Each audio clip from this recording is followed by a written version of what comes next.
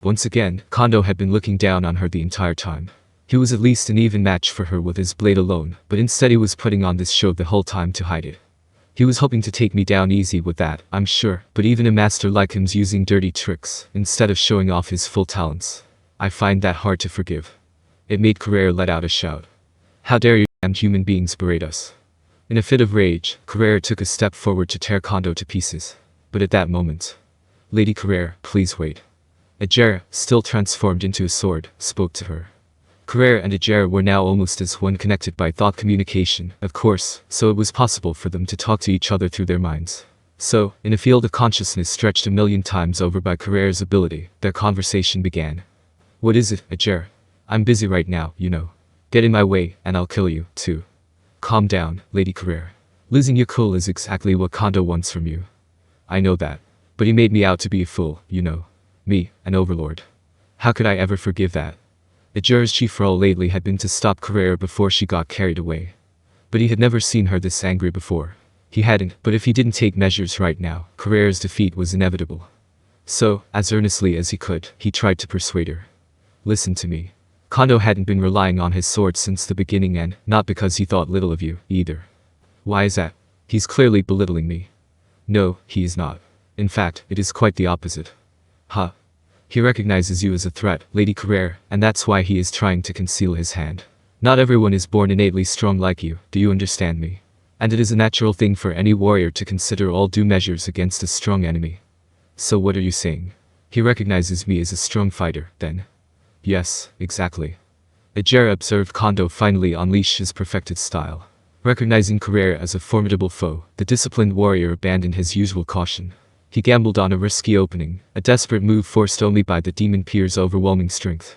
I see. You have a good point, yes. After careful persuasion, Carrera finally saw things Agera's way. He breathed a sigh of relief. I'm sorry to worry you, Agera. I feel like my eyes have been opened. I am glad to hear that. Here, let me promise you that I won't make you worry any longer. All right. With that declaration, Carrera turned toward Kondo again. Then, out of nowhere, she struck herself in the face with the back of her fist. It was a full power blast, one that seemed to make her head explode, but, unperturbed, she flashed Kondo a smile. Oops. Did I startle you? Well, don't worry. I wasn't being very cool-headed about any of this. I mistakenly thought that you were looking down on me. But you humans really are amazing, aren't you? You really will play all kinds of tricks to win. The idea never occurred to us, so it's kind of surprising. Saved from Kondo's scheme by Agera, Carrera abandoned her selfish past. Now Amura's loyal servant, she recognized her foe as a true equal, vowing to conquer with a new, sober resolve. Like, no way, you know. No way I would ever go all out, against a human, you know. Knowing she was the strongest of all races made her conceited enough that she never really gave her all before. She thought that Kondo was going easy on her, and it required Agera's intervention to put an end to that. It was a blunder, and now that she realized it, she finally got serious.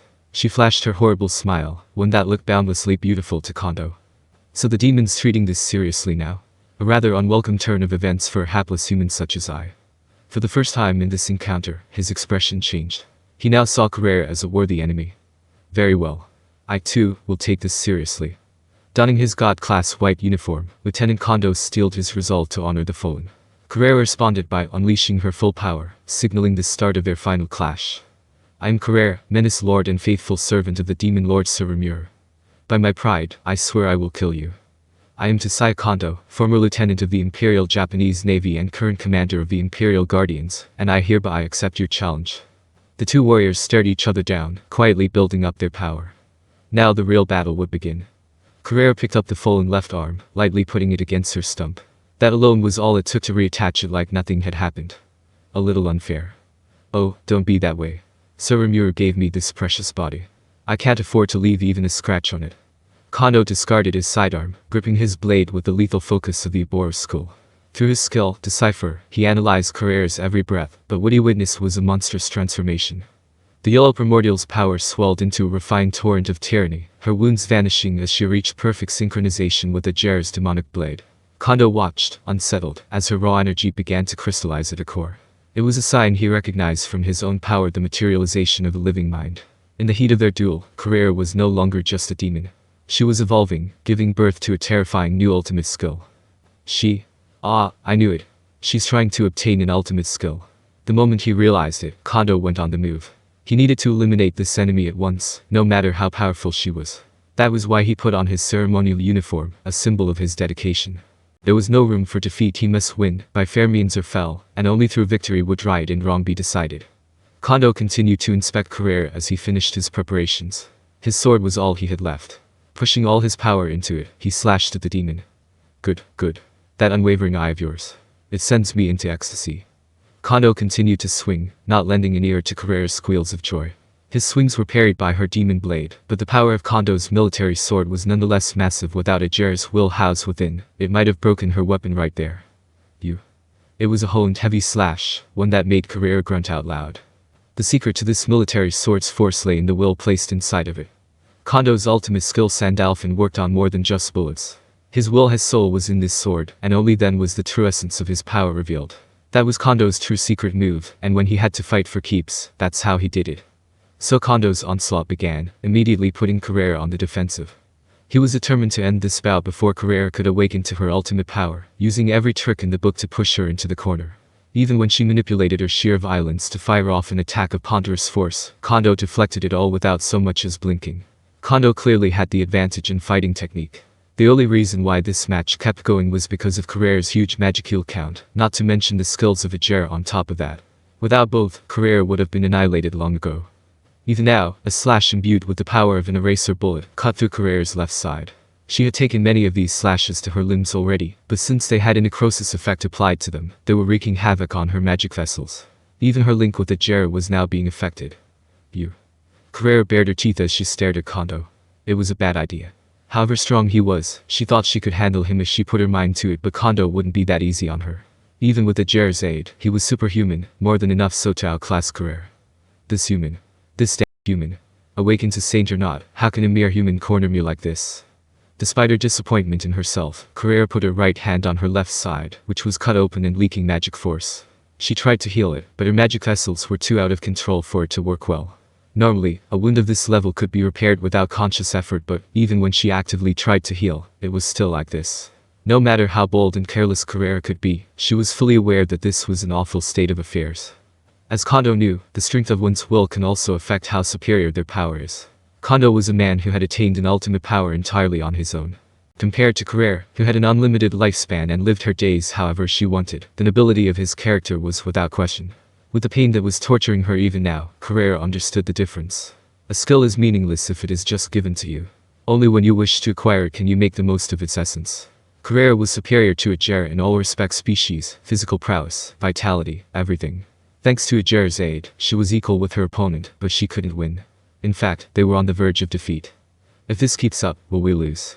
Will I be destroyed, killed? Me, one of the overlords of the all-powerful demons. It was absolutely unacceptable. Carrera's pride would never allow it, and more than anything else, it'd be against the orders of Rimuru, her beloved demon lord.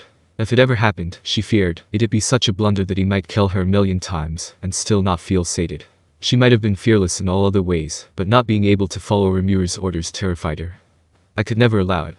As soon as she shouted that, Carrera's bloodshot eyes ogled Kondo. Forcefully regenerating her body to heal the wound, she readied herself. Deeper and stronger than ever, she made a wish to beat the man before her. Until now, she had only been fighting with her all-dominant demon force. But it wasn't enough. Those who dwelt in the ranks of the ultimate were untouchable to her, as true for Diablo as it was for Kondo. She knew now that anyone who awakened an ultimate power was impossible for her to defeat, and if they were, she was no match at all for Geek Crimson, who stood at the very pinnacle of the world. Simply boosting her power wasn't enough. No matter how hard she struggled, she'd only be cannon fodder for the more powerful.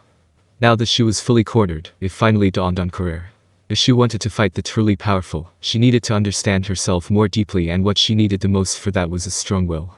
And that was the moment when Carrera, a spiritual life form, sought the power of will, the very essence of it all. In that case, let me help you a little. She thought she heard a voice, and the next moment, Carrera felt something that had been nagging her in the back of her mind take shape. She turned her attention to it, this manifestation of her wish, her determination.